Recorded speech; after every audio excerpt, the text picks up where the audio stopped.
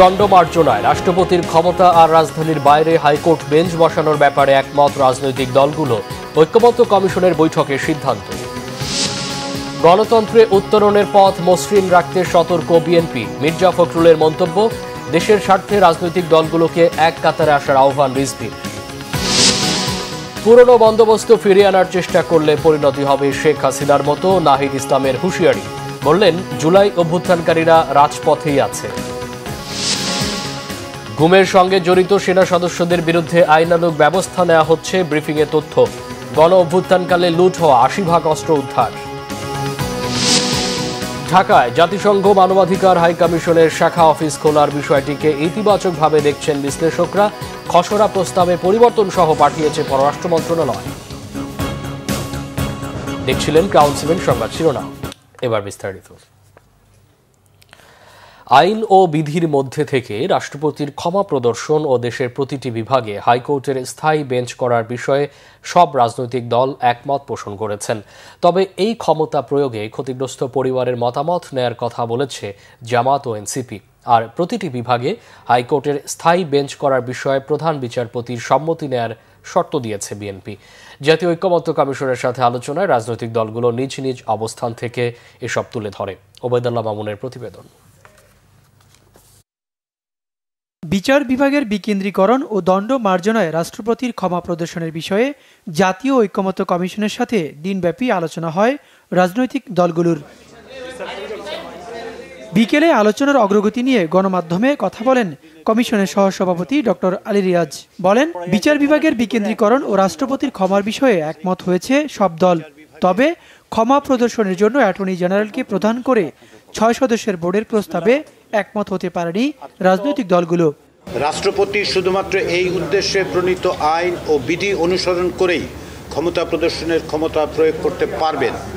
এক্ষেত্রে ন্যায় বিচার নিশ্চিত করার জন্য রাষ্ট্রপতির কাছে ক্ষমা প্রদর্শনের জন্য প্রেরণের পূর্বে ক্ষতিগ্রস্ত ব্যক্তি বা তার বৈধ উত্তরাধিকারের মতামত গ্রহণ নিশ্চিত করতে হবে। স্থায়ী আসন থাকবে, তবে রাজধানীর বাইরে প্রতিটি বিভাগে প্রধান বিচারপতি কর্তৃক নির্ধারিত হাইকোর্ট বিভাগের একাধিক স্থায়ী বেঞ্চ থাকবে। আলোচনায় নিজ নিজ অবস্থান তুলে ধরেছে বিএনপি, জামায়াত, এনসিপি, গণসংহতি আন্দোলন সহ অন্যান্য রাজনৈতিক দল। রাজধানীর বাইরে হাইকোর্টের স্থায়ী বেঞ্চ করার বিষয়ে প্রধান বিচারপতির সম্মতির শর্ত দিয়েছে বিএনপি। আমরা নীতিগতভাবে একমত হয়েছি যে রাষ্ট্রপতির এই ক্ষমা প্রদর্শনের বিষয়টি আইন দ্বারা নিয়ন্ত্রিত হবে।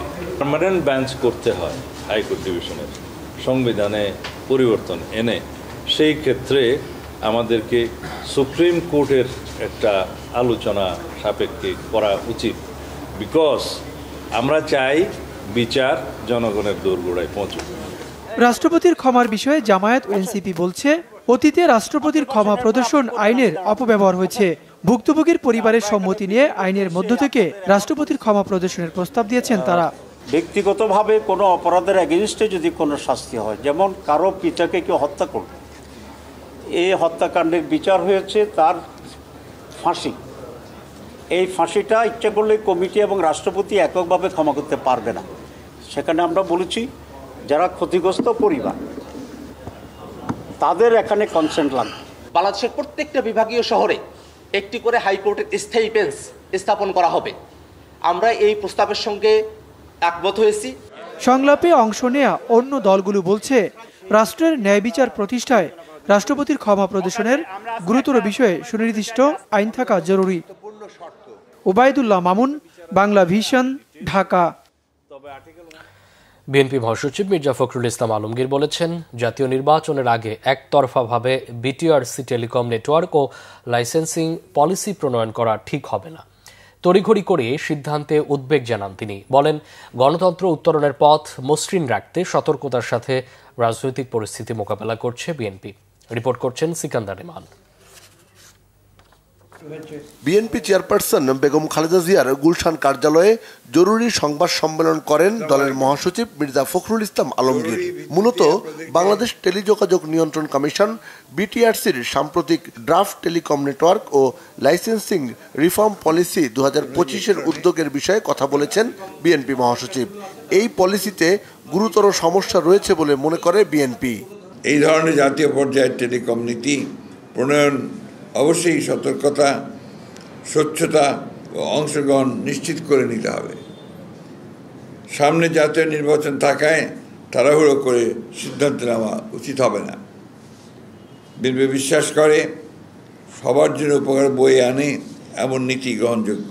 আমাদের as a responsible political party আমরা আমাদের দায়িত্ববোধ থেকে আমরা এই জিনিসটা জনগণের সামনে আপনাদের মাধ্যমে তুলে ধরলাম। Now it is the responsibility of the government, interim government, যে তারা কিভাবে এটাকে নিচ্ছে। বিএনপি মহাসচিব বলেন, নির্বাচনের আগে অন্তর্বর্তী সরকারের বিতর্কিত কোনো সিদ্ধান্ত নেওয়া উচিত হবে না। যে আমরা অত্যন্ত সতর্কতার সঙ্গে আমরা বর্তমান যে রাজনৈতিক পরিস্থিতি, গণতন্ত্র উত্তরণের যে পথ, সেই পথকে মসৃণ রাখা এবং আমরা যে লক্ষ্যে এতগুলো প্রাণ গেছে, সেই প্রাণের বিনিময়ে আমরা যেন সুস্থ সুন্দরভাবে যেতে পারি, সেই পথেই আমরা হাঁটছি। যে কারণে আমরা কোনো রকমের এমন কোনো আপনার বিষয় অবতারণা করতে চাই না যেটা বিরোধিতা বা একটা সংঘাতমূলক বক্তব্য আসতে পারে। এদিকে কলাবাগান থানা বিএনপির সদস্য সংগ্রহ ও নবায়ন কার্যক্রমের উদ্বোধন করে বিএনপি নেতারা জানান, অবাধ, সুষ্ঠু ও গ্রহণযোগ্য নির্বাচন চান তারা। নতুন কোনো পদ্ধতির কথা বলে নির্বাচন নিয়ে টাল বাহানা করা ঠিক হবে না বলেও মন্তব্য করেন বিএনপি নেতারা। সিকান্দার রেমান, বাংলাভিশন, ঢাকা। বিএনপির সিনিয়র যুগ্ম মহাসচিব রুহুল কবির রিজভী বলেছেন, গণতান্ত্রিক শক্তির ঐক্যের দরকার। দেশের বৃহৎ স্বার্থে রাজনৈতিক দলগুলোকে এক কাতারে আসতে হবে। সকালে রংপুর জেলা বিএনপির দলীয় কার্যালয়ে ডক্টরস অ্যাসোসিয়েশন অব বাংলাদেশ ড্যাবের স্বেচ্ছায় রক্তদান কর্মসূচি উদ্বোধন শেষে তিনি এসব কথা বলেন। এ সময় জাতীয় সংসদ নির্বাচন নিয়ে রিজভী বলেন, সংখ্যানুপাতিক পদ্ধতি নয়, গণতান্ত্রিক পদ্ধতিতে সুষ্ঠু নির্বাচন করতে হবে। তবেই সাধারণ মানুষ তার অধিকার আদায় করতে পারবেন। তা না হলে এলাকায় কোনো মানুষ নেতা হতে পারবেন না। আনুপাতিক ভোটে দলকে ভোট দেবে, দল বেছে বেছে লোক ঘোষণা করবে, এতে স্বৈরশাসনের দিকে যাবে দেশ, আশঙ্কা বিএনপির নেতার। স্থানীয় পর্যায়ে কেউ আর নিজেদেরকে গড়ে তুলে একটা ক্যারিয়ার তৈরি করবে, সেটি তো করতে পারবে না। আমরা চেয়েছি সেই ভোট, চিরায়ত গণতন্ত্রের যে ভোট, যারা বৈধ ভোটার তারা ভোট দিয়ে, সর্বোচ্চ ভোট দিয়ে তার এলাকায় প্রতিনিধি নির্বাচন করবে। 24-এর গণ অভ্যুত্থান যারা করেছে এখনও রাজপথে আছে। যদি কেউ মনে করে আবার পুরনো বন্দোবস্ত ও দখলদারিত্ব রাজনীতি ফিরিয়ে আনবে, তাদের পরিণতিও স্বৈরাচার হাসিনার মতো হবে। হুঁশিয়ারি জাতীয় নাগরিক পার্টির আহ্বায়ক নাহিদ ইসলামের। নীলফামারীর চৌরঙ্গি মোড়ের পথসভায় এই হুঁশিয়ারি দেন তিনি। বলেন, আওয়ামী দোসররা দেশের আনাচে কানাচে আছে, এদের বিচারের আওতায় আনার দাবি তার। এতে সভাপতিত্ব করেন এনসিপির নীলফামারীর আহ্বায়ক আব্দুল মজিদ। এ সময় তার সফর সঙ্গী ছিলেন দলের উত্তরাঞ্চলীয় মুখ্য সংগঠক সার্জিস আলম, দক্ষিণাঞ্চলীয় মুখ্য সংগঠক হাসনাত আবদুল্লাহ সহ আরও অনেকে। গতকাল রংপুরে জুলাই অভ্যুত্থানের প্রথম শহীদ আবু সাইদের কবর জিয়ারতের মাধ্যমে কর্মসূচি সূচনা করে এনসিপি। গণ অভ্যুত্থানের পরে আবারও আগের সিস্টেমে, আবারও আগের পুরনো যে নিয়ম কানুন, পুরনো কালচার, সংস্কৃতি আমরা দেখছি, সেই সংস্কৃতিতে ফেরত যাওয়ার একটা চেষ্টা হচ্ছে। আমরা হুঁশিয়ারি দিতে চাই, 24-এর গণ অভ্যুত্থান যারা করেছে তারা কিন্তু এখনো জাগ্রত আছে, এখনো রাজপথে আছে। ফলে যদি কেউ মনে করে আবার পুরনো বন্দোবস্ত, পুরনো দখলদারিত্ব, পুরনো সন্ত্রাসের রাজনীতি আবার ফেরত আনবে, তাদের পরিণতিও কিন্তু স্বৈরাচার হাসিনার মতোই হবে। শেখ হাসিনা এবং তাদের দোসর যারা বাংলাদেশের প্রতিটি এলাকা এলাকায় এখনো লুকায় আছে, তাদেরকে বিচারের আওতায় অবশ্যই আনতে হবে। জুলাই আগস্টের গণঅভ্যুত্থান চলাকালে গত 5 আগস্ট রাজধানীর চানখারপুলে গুলি করে আনাজসহ 6 জনকে হত্যার ঘটনায় মানবতা বিরোধী অপরাধের মামলার অভিযোগ গঠনের শুনানি শেষ। আদেশ 14 জুলাই। বিচারপতি মোহাম্মদ গোলাম মর্তুজা মজুমদারের নেতৃত্বাধীন আন্তর্জাতিক অপরাধ ট্রাইব্যুনাল 1-এ অভিযোগ গঠন থেকে আসামি পক্ষের করা অব্যাহতির আবেদনের উপর এই শুনানি হয়।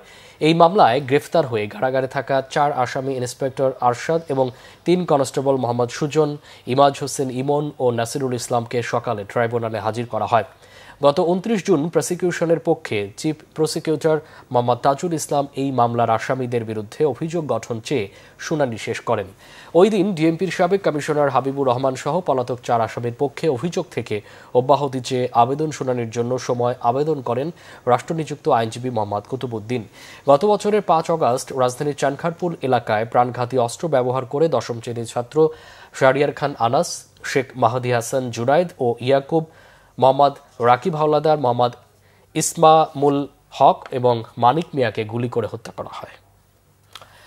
গুমের সঙ্গে জড়িত সেনা সদস্যদের বিরুদ্ধে আইনানুগ ব্যবস্থা নেওয়ার কথা জানিয়েছেন সেনাবাহিনী। সেনা সদরে এক ব্রিফিংয়ে এমন তথ্য দিয়ে কর্নেল শফিকুল ইসলাম জানান, এই বিষয়ে সর্বোচ্চ সহযোগিতা করা হচ্ছে। যে কোনো মব ভায়োলেন্স ও জনদুর্ভোগ সৃষ্টিকারীদের বিরুদ্ধে আবারও কঠোর হুঁশিয়ারি সেনাবাহিনীর এই কর্মকর্তার। গণঅভ্যুত্থানকালে লুট হওয়া 80 ভাগ অস্ত্র উদ্ধারের দাবিও করেছে ব্রিফিংয়ে। রিপোর্ট সৈয়দ আব্দুল মুহিতের।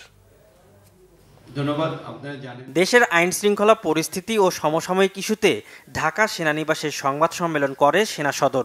গেল 14 দিনে 26টি অবৈধ অস্ত্র উদ্ধার এবং বিভিন্ন অপরাধের সাথে জড়িত 562 জনকে গ্রেপ্তারের কথা জানানো হয় ব্রিফিংয়ে। সেনা সদরের military operations directorate colonel staff colonel Shafiqul Islam জানান, মব তৈরি করে উত্তরায় সাবেক সিইসি নুরুল হুদাকে হেনস্থার পর দ্রুত ব্যবস্থা নিয়েছে সেনাবাহিনী। জানান, গুমে কোনো সেনা সদস্যের জড়িত থাকার প্রমাণ মিললে ব্যবস্থা নেওয়া হবে।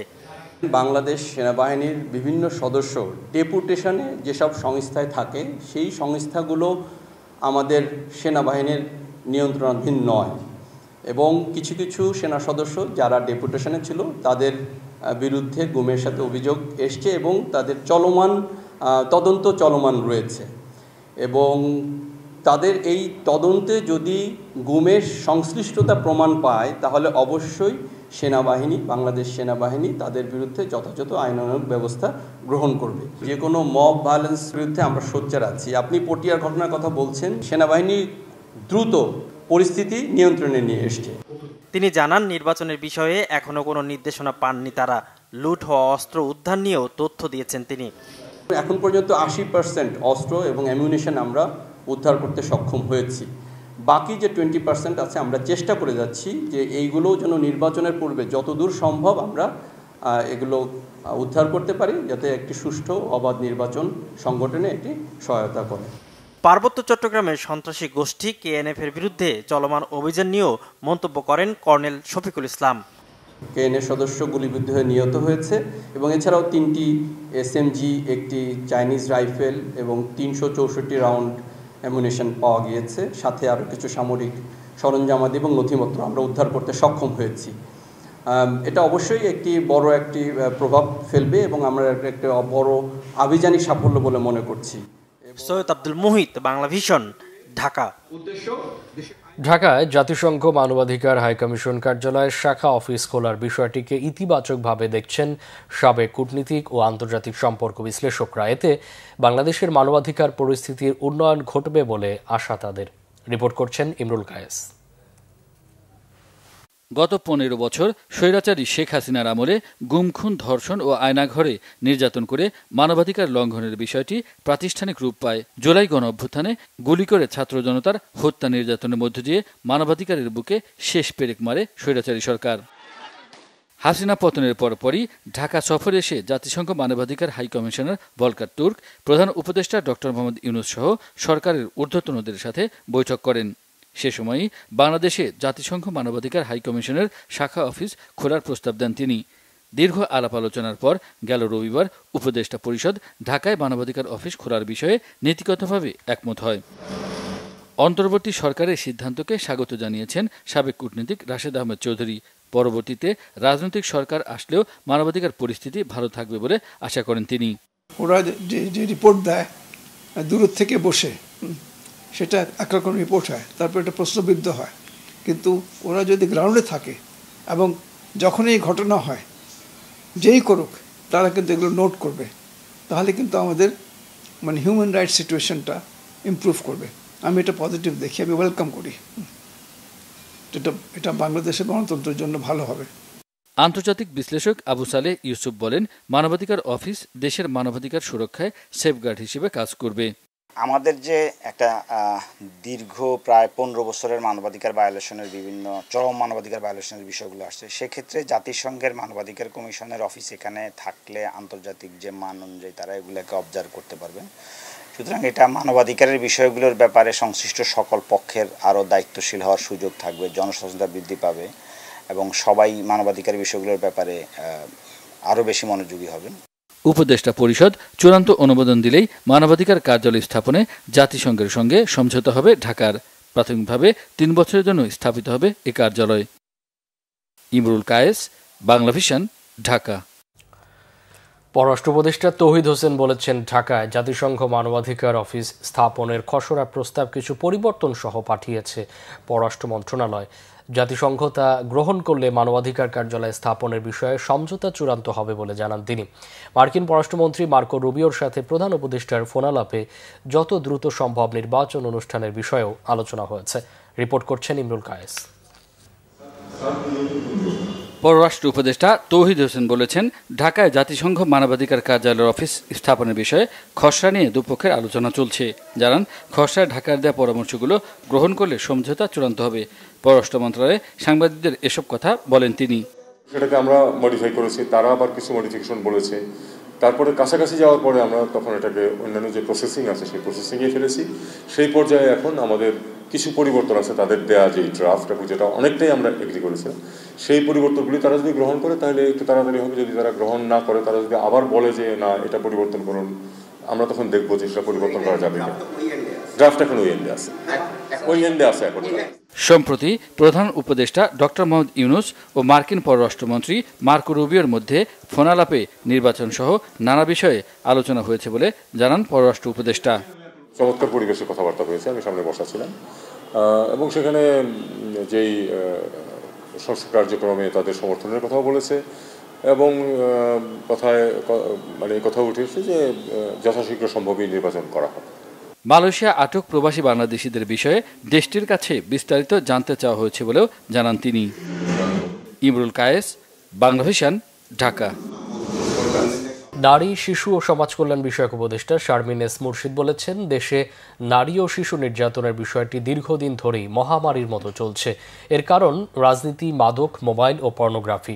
সচিবালয়ে এক ব্রিফিংয়ে তিনি এসব কথা বলেন। উপদেষ্টা বলেন, কিছু ধর্মীয় প্রতিষ্ঠান চোখের আড়ালে থাকে, সেখানে শিশুরা নানাভাবে যৌন নির্যাতনের শিকার হয়, ফলে শিশুর বিকাশ বাধাগ্রস্ত হয় বলেও মন্তব্য করেন তিনি। উপদেষ্টা জানান, এসব বন্ধ করতে নতুন আইন করার চিন্তা করেছে সরকারের।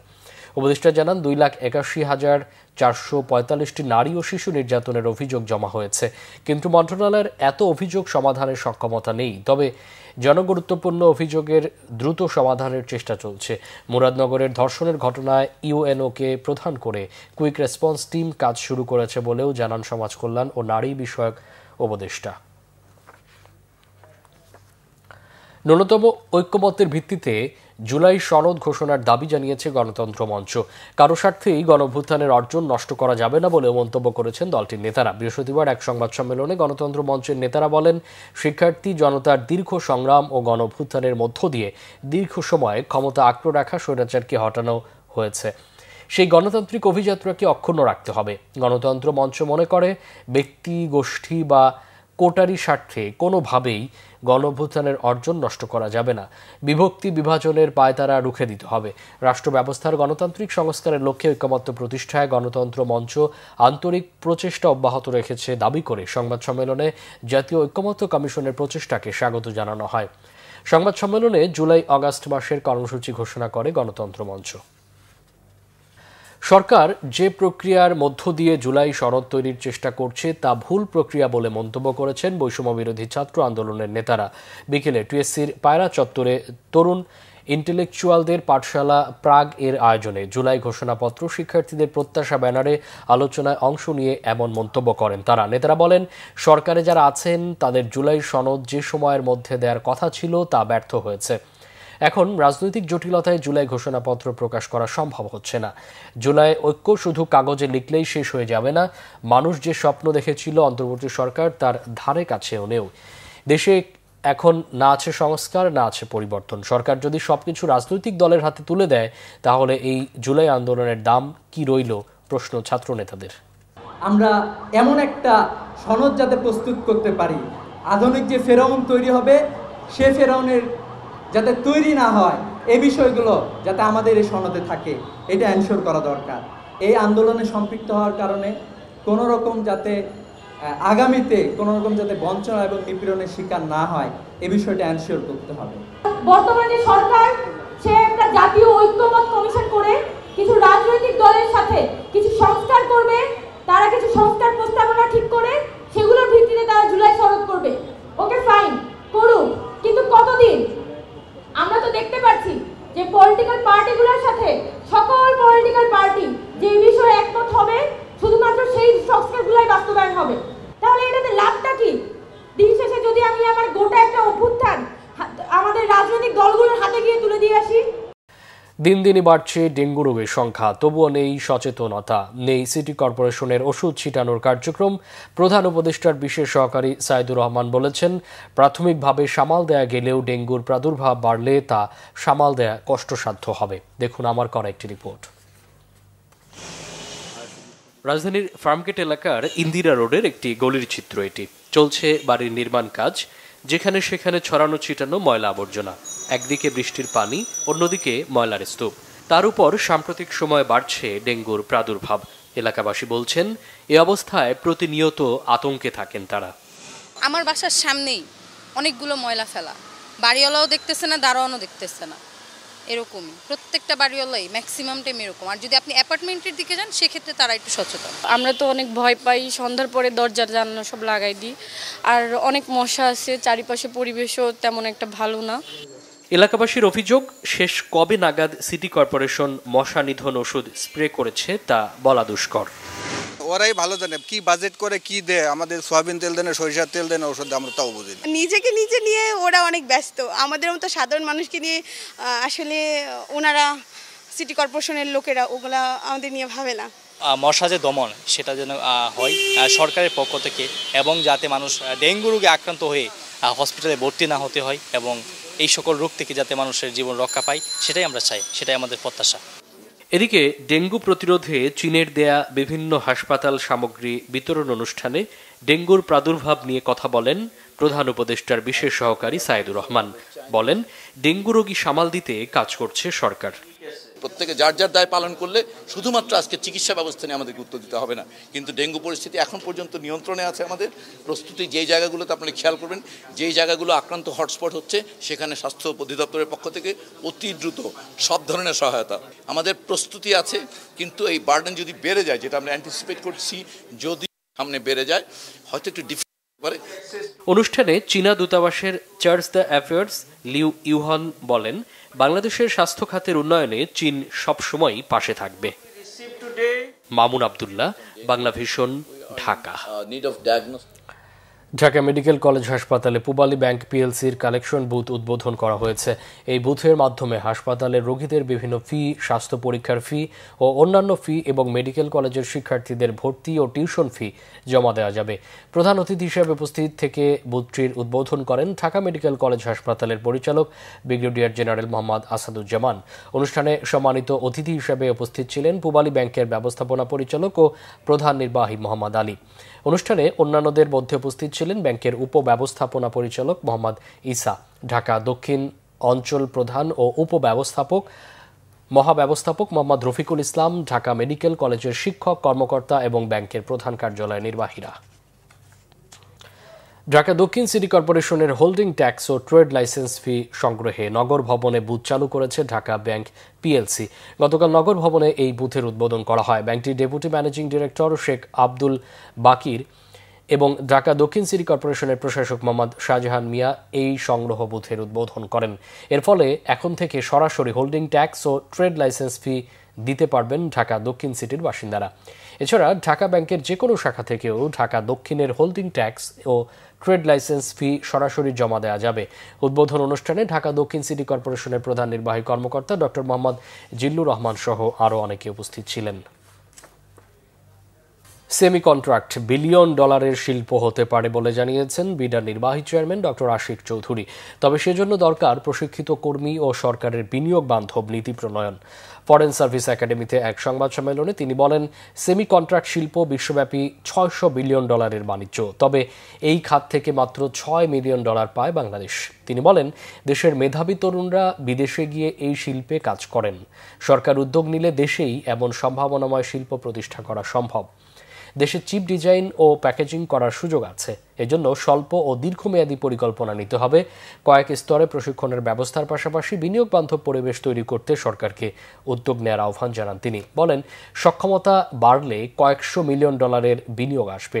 এই শিল্পে সহায়তা করতে গঠিত জাতীয় সেমি কন্ট্রাক্ট টাস্কফোর্স প্রধান উপদেষ্টার কাছে 23টি সুপারিশ হস্তান্তর করেছে বলেও জানান বিডার নির্বাহী।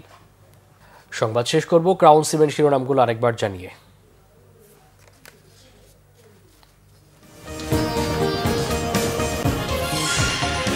দণ্ড মার্জনায় রাষ্ট্রপতির ক্ষমতা আর রাজধানীর বাইরে হাইকোর্ট বেঞ্চ বসানোর ব্যাপারে একমত রাজনৈতিক দলগুলো। ঐক্যমত্য কমিশনের বৈঠকে সিদ্ধান্ত। গণতন্ত্রে উত্তরণের পথ মসৃণ রাখতে সতর্ক বিএনপি, মির্জা ফখরুলের মন্তব্য। দেশের স্বার্থে রাজনৈতিক দলগুলোকে এক কাতারে আসার আহ্বান রিজভির। পুরনো বন্দোবস্ত ফিরিয়ে আনার চেষ্টা করলে পরিণতি হবে শেখ হাসিনার মতো। নাহিদ ইসলামের হুঁশিয়ারি, বললেন, জুলাই অভ্যুত্থানকারীরা রাজপথেই আছে। গুমের সঙ্গে জড়িত সেনা সদস্যদের বিরুদ্ধে আইনানুগ ব্যবস্থা নেওয়া হচ্ছে। ব্রিফিংয়ে তথ্য, গণ অভ্যুত্থানকালে লুট হওয়া 80 ভাগ অস্ত্র উদ্ধার। ঢাকায় জাতিসংঘ মানবাধিকার হাইকমিশনের শাখা অফিস খোলার বিষয়টিকে ইতিবাচকভাবে দেখছেন বিশ্লেষকরা। খসড়া প্রস্তাবে পরিবর্তন সহ পাঠিয়েছে পররাষ্ট্র মন্ত্রণালয়। এই ছিল এখনকার মতো। পরে সংবাদ রাত 10:30টায়। এর আগে 9টা রয়েছে নিউজ 20 দেখার আমন্ত্রণ রইল। এছাড়া বাংলা ভিশন সংবাদ ও সংবাদ সংশ্লিষ্ট অনুষ্ঠান দেখতে ভিজিট করুন www.bvnews24.com ও facebook.com/banglavisionnews এবং সাবস্ক্রাইব করুন youtube.com/banglavisionnews। এতক্ষণ সাথে থাকায় অসংখ্য ধন্যবাদ।